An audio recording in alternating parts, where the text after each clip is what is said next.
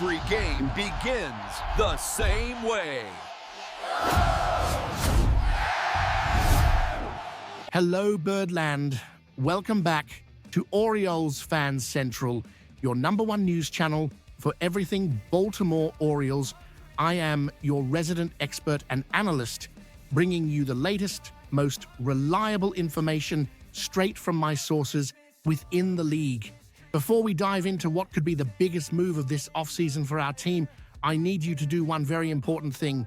If you value deep dive analysis, exclusive information, and serious coverage of our Baltimore Orioles, please hit that subscribe button right now and turn on the notification bell.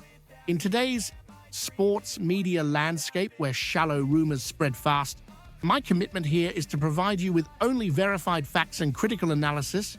You will not want to miss any critical updates in the coming days, and I guarantee what we are discussing today is fundamental to the future of our franchise. Your subscription is what allows me to keep bringing this level of detail, so please hit subscribe right now so I can keep working for you, the best fan base in the MLB. All right, let's get down to business.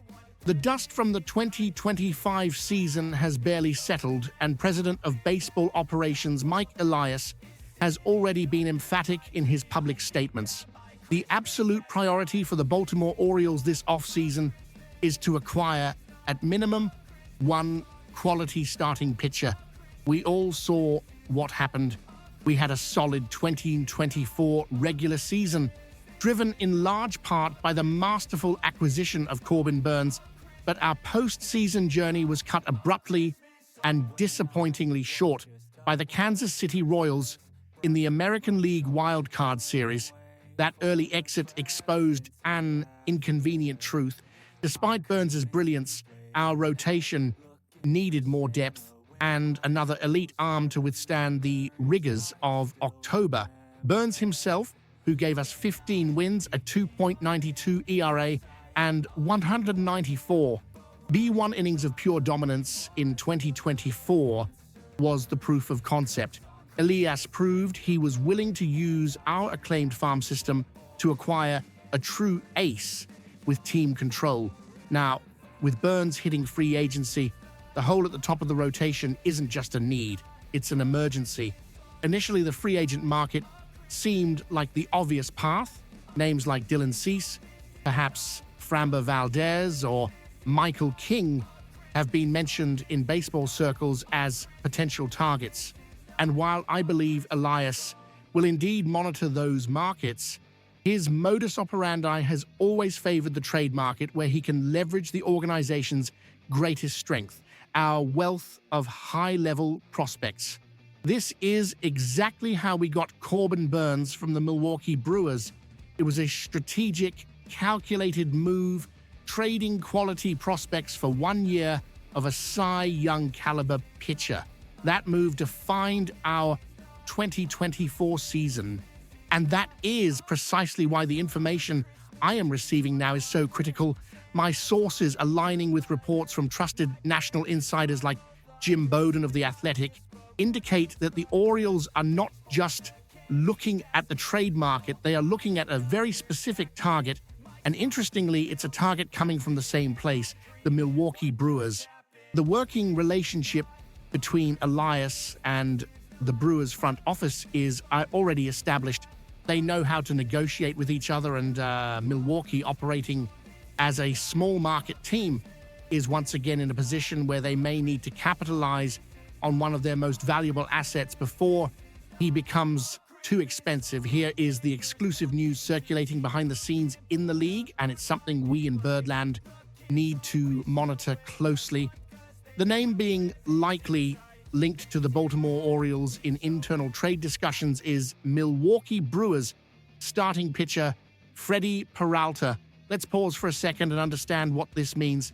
Peralta isn't just a good pitcher, he is emerging as one of the most dominant pitchers in the National League. He just completed a sensational 2025 season, being named to his second All-Star game. He led the National League in wins, posting a stellar 17-6 record, but it wasn't just wins, it was dominance.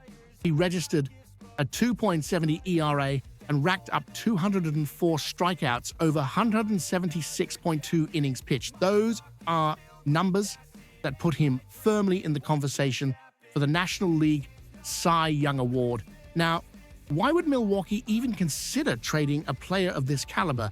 The answer, as always in baseball, is in the contract. Freddy Peralta has an $8 million club option for the 2026 season. $8 million? In today's market, that is an absurd bargain for a pitcher who will likely finish in the top 3 of the Cy Young voting. The Brewers will, without question, exercise that option. However, following their tried-and-true business model, the same one we saw with Burns and Josh Hader, it is expected that they will immediately shop Peralta at his peak value. They cannot risk losing him in free agency or paying the massive contract he will command after 2026. For Mike Elias and the Orioles, this is the perfect storm. Peralta would not be a one-year rental like Burns was, and acquiring him would mean having an elite ace in his prime under extremely cheap contractual control for the 2026 season. This aligns perfectly with the competitive window of our young core, featuring Adley Rutschman and Gunnar Henderson. Obviously, the cost will be astronomical. If we paid heavily for 1 year of Burns, we can expect the price for a controlled year of Peralta to be even higher. We are talking about multiple high-impact prospects, but Elias has demonstrated that for the right pitcher, he is willing to pay. This is the definition of an all-in move that could transform the O's rotation, slotting Peralta alongside Grayson Rodriguez and Kyle Bradish, and solidifying the Baltimore Orioles as not just a playoff contender, but a true World Series favorite. To summarize, this is the situation. Mike Elias is hunting for an ace to replace Corbin Burns. The trade market is his preferred territory. Freddy Peralta of the Brewers represents the ideal target. He is elite, a Cy Young contender, young, and most importantly, comes with an incredibly team-friendly $8 million contract for 2026. The Brewers front office is known for trading its stars before they have to pay them, and Peralta's value will never be higher than it is right now. For us, the O's, this is the golden opportunity to solidify our rotation for years to come. Now, I turn it over to you, Birdland. This is the important part. Knowing how valuable our prospects are, do you think Mike Elias should empty the farm again to bring Freddy Peralta to Baltimore? Or would you prefer the front office be more conservative and pursue options in free agency? Leave your detailed opinions in the comments section below. I read all of them, and I want to know what the O's Nation is thinking about this potential strategic move. And of course, if you haven't already, subscribe to Orioles Fan Central. Things are heating up this offseason, and you won't want to miss any of the exclusive information and in-depth analysis I'll be bringing directly to you. Thanks for watching. Let's go, O's.